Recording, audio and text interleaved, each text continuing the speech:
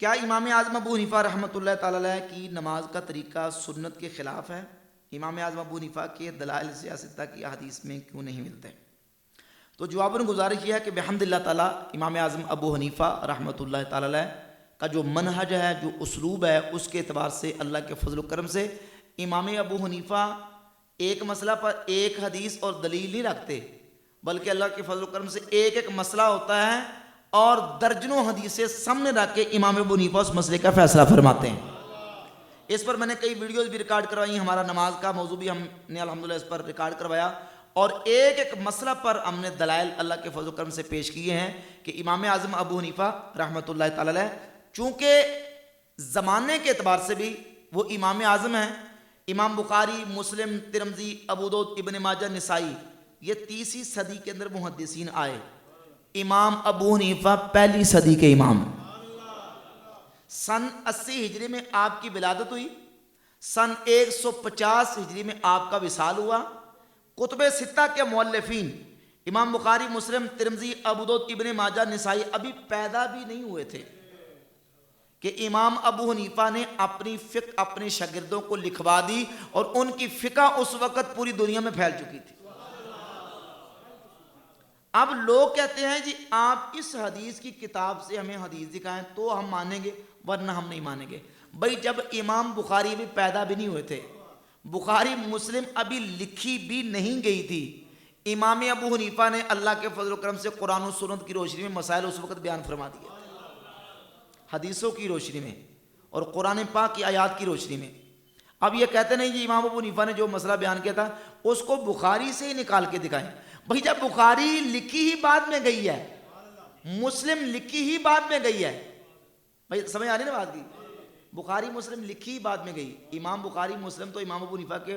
شاگردوں کے شاگردوں کے شاگردوں کے شاگردوں میں آتے ہیں۔ امام ابو حنیفہ رحمۃ اللہ علیہ تو امام بخاری کے 6 نمبر پہ استادوں کے اندر شمار ہوتے ہیں۔ تو امام اعظم رضی اللہ تعالیٰ عنہ کے دلائل کو آپ کہیں کہ بخاری کے اندر آئیں گے تو ہم مانیں گے ایسے نہیں ہیں۔ نبی پاک صلی اللہ علیہ وآلہ وسلم نے اپنی امت کے لیے جو خطبہ حضور نے حجۃ الوداع کے موقع پر ارشاد فرمایا، اس میں یہ کہ میں تمہیں 2 چیزیں چھوڑ کے جا رہا ہوں۔ المستدرک علی الصحیحین میں 318 نمبر حدیث ہے، میں تمہیں 2 چیزیں چھوڑ کے جا رہا ہوں، کتاب اللہ و سنت نبی صلی اللہ علیہ وآلہ وسلم، ایک اللہ کی کتاب ہے اور دوسری نبی کی سنت ہے۔ دوسری نبی کی اس میں یہ ہے کہ دوسری بخاری شریف ہے، دوسری مسلم ہے، ترمذی، ابو داؤد، ابن ماجہ، نسائی۔ بھائی امام بخاری 256 میں فوت ہوئے، امام مسلم 261 میں فوت ہوئے، امام ابو داؤد 275 ہجری میں فوت ہوئے، امام ابن ماجہ 273 میں فوت ہوئے، امام ترمذی 279 میں فوت ہوئے، امام نسائی 300 ہجری میں فوت ہوئے، اور امام ابو حنیفہ رحمۃ اللہ 150 ہجری میں فوت ہوئے، اور آپ فقہ لکھوا چکے تھے، پوری دنیا میں آپ کی فقہ پھیل چکی تھی۔ تو یہ تقاضا کرنا بالکل باطل ہے، مردود ہے بحمد اللہ تعالیٰ۔ ہاں یہ بتاؤ تو ہمیں یہ مطالبہ کرو کہ بھئی یہ عمل جو حنفی کرتے ہو اس کی دلیل لے آؤ، اس کا حوالہ لے کے آؤ۔ اللہ کے فضل و کرم سے ہم ڈنکے کی چوٹ پہ یہ کہتے ہیں، کوئی ایسا مسئلہ کہ جس مسئلہ پر فریق مخالف کے پاس دلیل ہو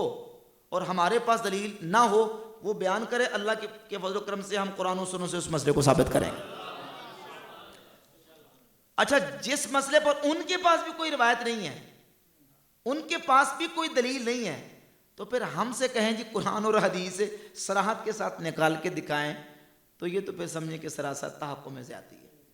اور یقین جانیں امام اعظم ابو حنیفہ رحمۃ اللہ کی ذات اقدس نے جو مسائل بیان کیے قرآن پاک سے، احادیث طیبہ سے، اور میں اپنا مشاہدہ اور تجربہ بیان کر رہا ہوں کہ کبھی کسی غیر مقلد کی طرف سے کوئی اعتراض کیا گیا ہو، کبھی ایسا نہیں ہوا کہ اس نے کوئی روایت اور دلیل بیان کی ہو، صراحت ہو اس میں،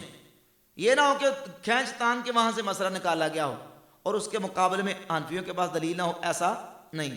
بحمد اللہ تعالیٰ ہمارے پاس بھی اس پر دلائل